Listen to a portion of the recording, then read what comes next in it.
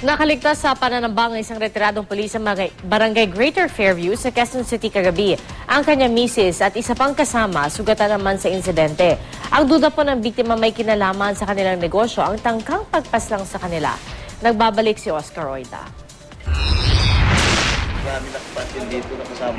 Kitang-kita mo ng retiradong pulis na si Eduardo Valle kung paano tinambangan ng dalawang armadong lalaki ang sinasakyan nilang van sa Commonwealth Avenue, Barangay Greater Fairview sa Quezon City, pasado alas 9 ng gabi.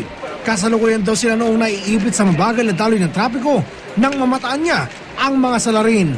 Para kilala ko ito, ako. Para nakita ko na ito, ako. Hindi taga rito sa Fairview ito, ako, kasi dito rin ako nasa sa Fairview dati.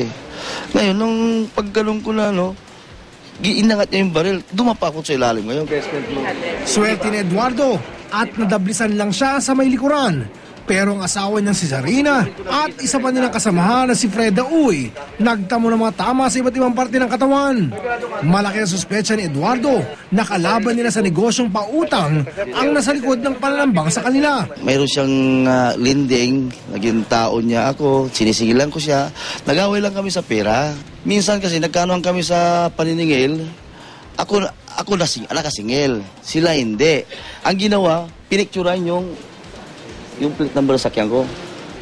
Nag-away pa nga kami sa loob ng kami. Bakit mo inano yung sakyan ko? Ako, bakit? Masama yung picturean? Nag-away niya ako. Tapos gumalo ng baril doon sa kinuha niya yung baril niya doon sa ng bangko. Kinuha niya, sinutbin niya gano'n.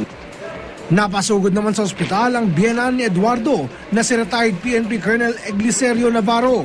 Panawagan niya, mapanagot sa lalong madaling panahon ang nasa likod ng nangyaring krimen. Mapakaingat din siya.